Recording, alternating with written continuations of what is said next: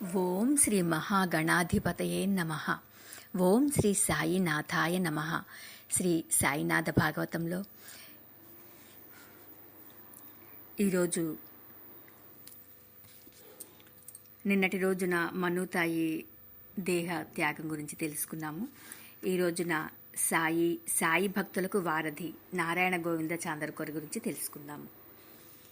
అవధూతలైన మహాత్ములు తమ తమ శిష్యులకు కొందరిని తమకు మరికొందరిని ఇతరుల సేవకు, ఇంకా కొందరిని జీర్ణ దేవాలయోద్ధరణకు, మరికొందరిని వచ్చిన అతిథులకు వంట వార్పులు చూడటానికి, ఇంకా కొందరిని తమ ఆశ్రమ లేక సంస్థాన విధులు చూడటానికి, ఇంకా కొందరిని కేవలం తన వల్లే విరాగులు కావడానికి, ఇంకా కొందరిని పురాణ గ్రంథ పారాయణం, పూజలు, హారతులు మొదలైన సేవలకు, కొందరిని పాద సంవాహనం చేయటానికి, మరికొందరిని తమ చరిత్ర ప్రచారం చేసి తద్వారా ఒక సద్గురువు చరిత్ర నిరంతరం పునశ్చరణ చేస్తూ సద్గతి పొందడానికి, ఇంకా కొందరిని వైరభక్తి ద్వారా నిందా ప్రచారం సాగించి తద్వారా అటు గురువులో గాని ఇటు శిష్యులలో గాని అహంకారం లేశమైనా తలెత్తకుండా చేయటానికి ఇలా వర్గాలుగా విభజిస్తారు.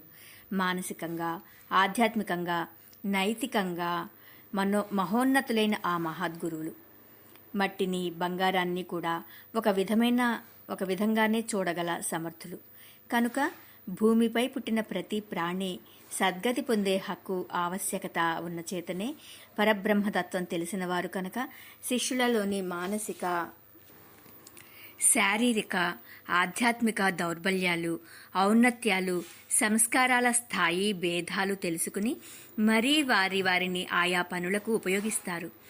ఎవరి సేవ తక్కువ, తప్పు కాదని, ఎవరి సేవ ఎక్కువ, గొప్ప కావని నవవిధ మార్గాలలో శిష్యులు దైవాన్ని, గురువును సేవించుకొనవచ్చునని గ్రహించిన పరమ గురువులు కనుక అలా చేస్తారు. ప్రసిద్ధ మరాఠీ గ్రంథం ఏకనాథ భాగవతంలో ఉద్ధవగీతలో శ్రీకృష్ణుడు ఉద్ధవునికి చెప్పిన శిష్యుని ప్రవర్తన, నడవడి, నవవిధ సేవలలో చెప్పిన విధంగా శిష్యులను మలుస్తారు. అయితే ఈ రహస్యం ఆ పరమగురువు ఒక్కడికే తెలుసు. ఎవరో ఒకానొక మహా సంస్కార పూరితుడైన శిష్యుడు మాత్రమే గ్రహించగలుగుతాడు. మిగతా వారంతా ఒకరి పట్ల మరొకరు, చివరకు గురువు పట్ల కూడా కొంత కొరవ పెంచుకుంటారు. ఇది వారి వారి సంస్కార ఫలితమే సుమా.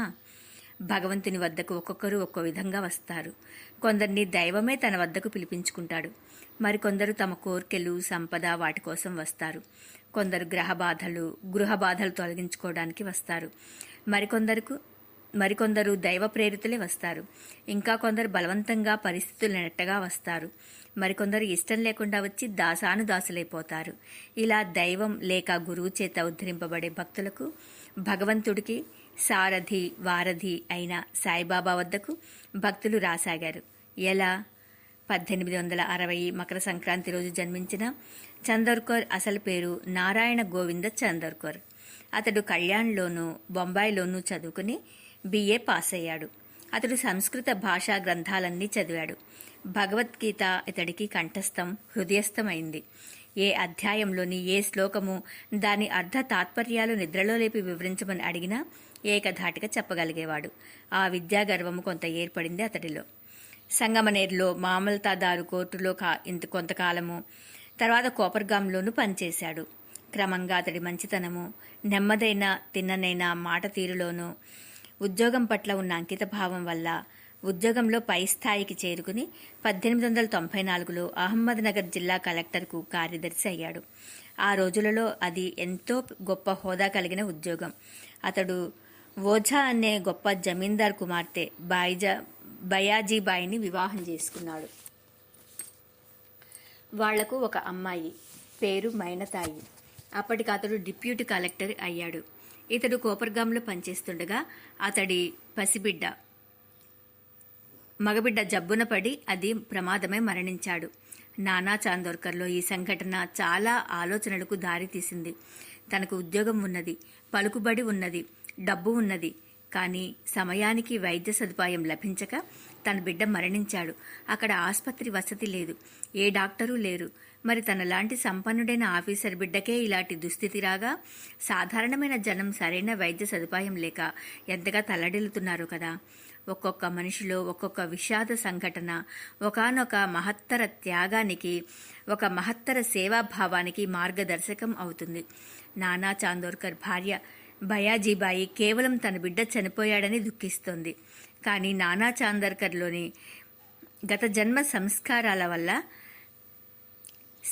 సంస్కారాల శక్తి అతడిని చనిపోయిన తన బిడ్డ గురించి కాక ఎందరో పేద, బాల, వృద్ధ, స్త్రీ జనులను గురించి ఆందోళన చెందింది. తన స్వంత డబ్బుతో అక్కడ ఆసుపత్రి కట్టించి సుమారు 18 సంవత్సరాలు తానే నిర్వహణ బాధ్యత వహించి తర్వాత ప్రభుత్వానికి అప్పగించాడు. షిరిడీలో మొదటి వసతి గృహం హరివినాయక్ సాఠే నిర్మించి సాఠేవాడేగా అది ప్రసిద్ధి పొంది వేలాది ఆనాటి షిరిడీ యాత్రికులకు వసతి సౌకర్యం ప్రసాదించినట్లే వైద్య సదుపాయం లేని కోపర్గాంలో నానా చాందోర్కర్ ప్రప్రథమంగా తన స్వంత డబ్బుతో నిర్మించి తన స్వంత డబ్బు ఖర్చు పెడుతూ 18 సంవత్సరాలు నిర్వహించిన ఆసుపత్రికి పునాది అతడి బిడ్డ మరణం అనే ఒకానొక సంఘటన ఆధారంగానూ బిడ్డ మరణపు పునాదిగాను ఏర్పడి వేలాది లక్షలాది పేద ధనిక రోగులకు వైద్య సౌకర్యం కలగచేసింది. మరణించిన ఆ పసిబిడ్డ ఒక విధంగా కారణజన్ముడు. బిడ్డ మరణాన్ని త్యాగానికి మార్గంగా మలుచుకున్న నానా ధన్యుడు. అందుకే సాయిబాబాకు నానా చాందోర్కర్పై ప్రత్యేక అభిమానం. అయితే నానా చాందోర్కర్ శ్రీమంతుడు, గొప్ప ప్రభుత్వోద్యోగి. ఆయన తండ్రి ఠాణాలో డిప్యూటీ కలెక్టర్గా రిటైర్ అయ్యి కళ్యాణ్లో చాందోర్కర్ వాదాగా ప్రసిద్ధి చెందిన గొప్ప భవనం నిర్మించుకుని ఉండేవాడు. శిష్టాచార హిందూ కుటుంబం కావడం వలన ధనము, ఉద్యోగము, హోదా అన్నీ సమకూరడం వలన వారిల్లు ఎప్పుడూ సద్గ్రంథ శాస్త్ర చర్చలతోనూ శాస్త్ర పాండిత్య సత్సంగాలతోనూ అతిథులతోనూ కళకళలాడుతుండేది. అంచేత నారాయణ గోవింద్ చాందోర్కర్ కూడా వంశానుక్రమంగా వారసత్వంగా వచ్చిన సంస్కృత భాషాధ్యయనం, శాస్త్రచర్చ, సద్గ్రంథ పఠనం, చక్కని వాక్పటిమను వచ్చాయి.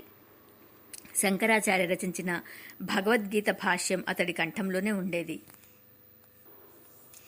బీవీ దేవ్ వంటి సాయి భక్తులెందరో నానా చాందోర్కర్ యొక్క ఈ అపార శాస్త్ర పరిజ్ఞానానికి, సత్సంగానికి పరవశులై ఆయనను తమ గురువుగా భావించేవారు. నానా తండ్రి అంగోన్ కవాడ్ లోని సఖారాం మహారాజ్ అనే మహాపురుషుని వద్ద ఉపదేశ దీక్ష తీసుకో అన్నాడు. ఉద్యోగంలో ఉన్నప్పుడే నానా చాందోర్కర్ సాయిబాబాను గురించి చాలామంది ద్వారా విన్నాడు. వారి మహిమలు విన్నాడు. కానీ వెళ్లి దర్శనం చేసుకోలేదు. తన వంటి ఉన్నతాధికారి ఎవరో ఎక్కడో ఉన్న బాబాను దర్శించడానికి వెళ్లాలా అనే ఆత్మాభిమానం అని భ్రమింపచేసే దురభిమానం అతడిని క్రమ్ముకుని ఉంది. అయితే బాబా అతడిని వదిలిపెట్టలేదు. ఆయన సుదూర దివ్య దృష్టి నానాపై పడింది. నా భక్తులు కోరి వారికై వారు నా దగ్గరకు రారు, నేనే రప్పిస్తాను, ఏదో ఒక మిషతో రప్పిస్తాను, పిచ్చుక కాలికి దారం కట్టి దగ్గరకు లాక్కున్నట్లుగా లాక్కుంటాను అనేవారు సాయిబాబా. సరిగ్గా అలాగే జరిగింది. అదే దైవలీల, మహాత్ముల కరుణ కూడా. అహ్మద్ నగర్ నుండి కోపర్గాంకు డిప్యూటీ కలెక్టర్గా చిదంబర్ గాడ్గిల్ బదిలీ అయ్యాడు. అతని వద్ద మామలతాదారుగా నానా సాహెబ్ చాందోర్కర్ పనిచేస్తున్నాడు. షిరిడీ గ్రామకరణం అయిన కేశవ్ అనంత్ ఉరఫ్ అప్పా కులకర్ణి కోపర్గాంకు జమాబందీ కోసం వెళ్లాలి. సాయిబాబాను అనుమతి కోరిగాని షిరిడీలోని స్థానిక భక్తులెవరూ తమ కార్యక్రమాలు సాగించుకునేవారు కాదు. అంచేత అప్పా కులకర్ణి కూడా బాబాను జమాబందీకి పోబోతూ అనుమతి అడిగాడు. అనుమతి ఇస్తూ బాబా, ఒకసారి నానా చాందోర్కర్ నా వద్దకు రమ్మని చెప్పు అన్నారు. అప్పా కులకర్ణి తల ఊపాడే గాని తన లాంటి చిన్న ఉద్యోగి ఒక పెద్ద ఆఫీసరైన నానా చాందోర్కర్ను ఒకానొక ఫకీరు పిలుచుకురమ్మన్నాడని ఎలా చెప్పగలడు? చెప్పగల ధైర్యం ఉందా? చెబితే ఆయన వస్తాడా? అతను శిష్టాచార సంపన్నుడు, గురుదీక్షా సాంప్రదాయంలో పుట్టినవాడు, శాస్త్ర పండితుడు, పెద్ద ఉద్యోగి అయిన నానా చాందోర్కర్కు బాబా పైన భక్తి ఎలా కుదురుతుంది అని మదనపడ్డాడు. అయినా తప్పదు, బాబా ఆజ్ఞ అది, నెరవేర్చి తీరాలి మరి. అప్పా కులకర్ణి చిరుద్యోగి, నెరవేర్చి తీరాలి మరి. అప్పా కులకర్ణి చిరుద్యోగిగా నానా చాందోర్కర్కు బాబా ఆజ్ఞను వినిపించాడు, సమయం చూసుకుని వినయంగా. నానా చాందోర్కర్ ఆశ్చర్యంగా అతడి వైపు ఎంత సాహసం అన్నట్లుగా చూసి మర్యాద కోసం తల పంకించి ఊరుకున్నాడు. కానీ షిరిడీ రాలేదు.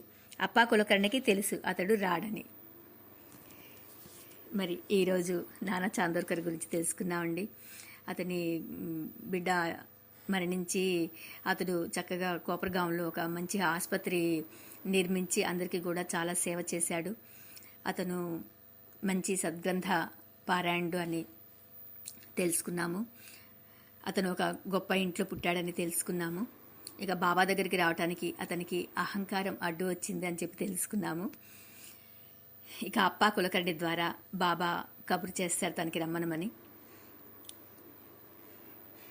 మరి రేపటి రోజున ఏం జరిగిందో తెలుసుకుందాం. ఓం నమః శివాయ. ఓం సాయినాథాయ నమః.